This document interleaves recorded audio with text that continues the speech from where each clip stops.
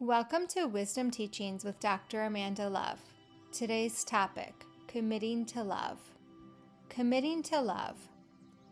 People who see themselves as being on a spiritual path often have as one of their top values to come from love in all things. The desire to feel blissful, juicy aliveness in every single moment as the baseline for existing.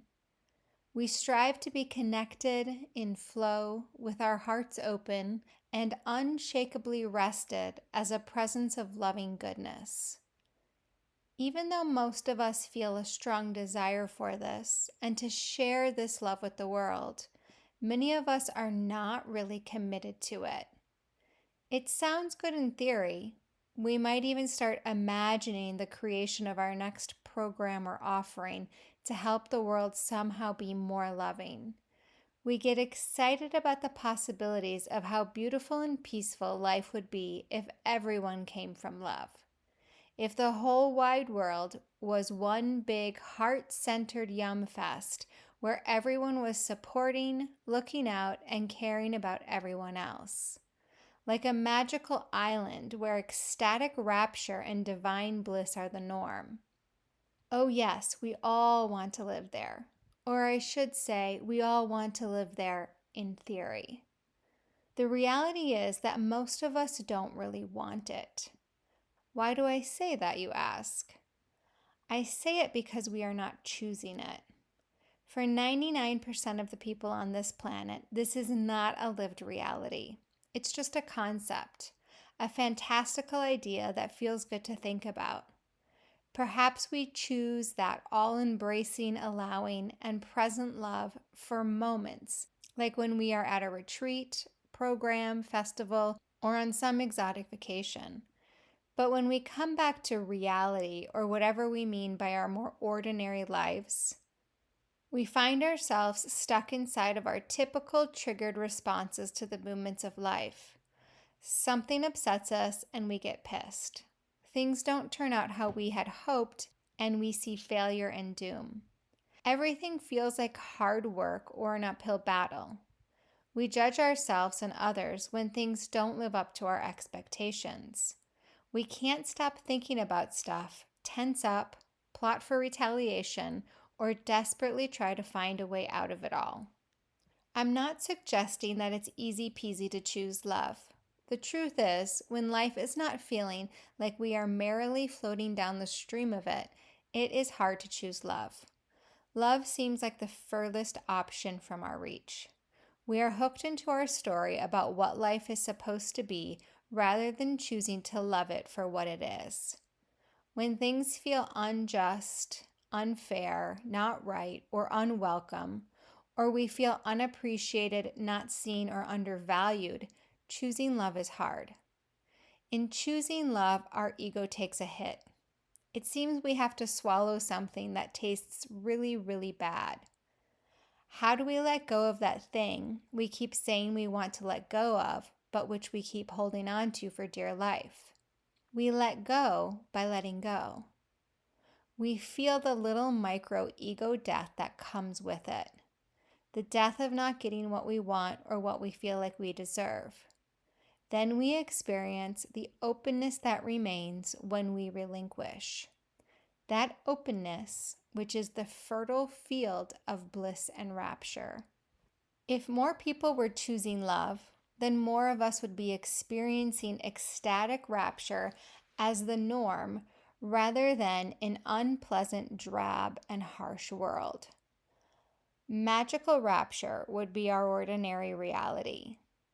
It is, however, quite remarkable how much we don't allow ourselves to feel good. It's like we all have this internal goodness meter, and we can only let it get so high before we start to find ways to make ourselves feel not quite as good. A little bit of joy and happiness is acceptable throughout our day, but not too much. A tad of pleasure and ecstasy is okay from time to time, but not too often and as long as no one else sees you experiencing it. This is the inner reality most of us live. Can you even remember when the last time was that you allowed yourself to feel uncontrollably ecstatic in front of others, outside of an alcohol or drug-induced state? Before you started to be self-conscious and began to value fitting in and caring about what others think of you. What if we didn't need to find ways to feel less good? What if we didn't get hooked anymore into our stories about what is or isn't in order to bring our state of being down? What if we were more committed to being love than to receiving what we want or getting justice? When we commit to love, we bring ourselves into the reality of rapture, of direct commune with the divine, not as a concept or idea, but as our very being. There is nothing outside of us required for this to become our experience. This is an inner commitment, an inner choice by you, and for which only you can make. Containers can be set to deepen the inner permission, but you are the permission giver. The permission to feel good while simultaneously letting things go that we don't really want to hang on to anyways is the doorway into rapture. Rapture simply because you want to choose it rather than what your mind tells you that you should choose. Some people might think that this is naive or stupid, and your mind will likely fight you some on this, insisting that you are letting things go that you shouldn't. Your habituated thoughts will attempt to find ways to get you to hold on, to fight, to seek righteousness, because your thoughts think they know how to get you what you want, but they always come up short. What you want lies beyond them, in the world of the heart. While committing to love and living from the heart may feel like defeat to the mind, the result is that you get to experience that state of rapturous delight the moment you choose love. You don't have to wait until your thoughts agree or until your physical reality says so.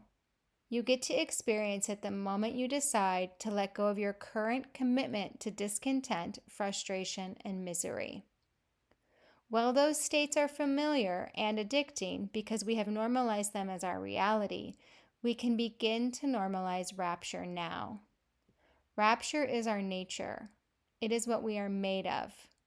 Unification with our essence is rapturous union with the divine. Committing to love in the face of everything is the doorway in.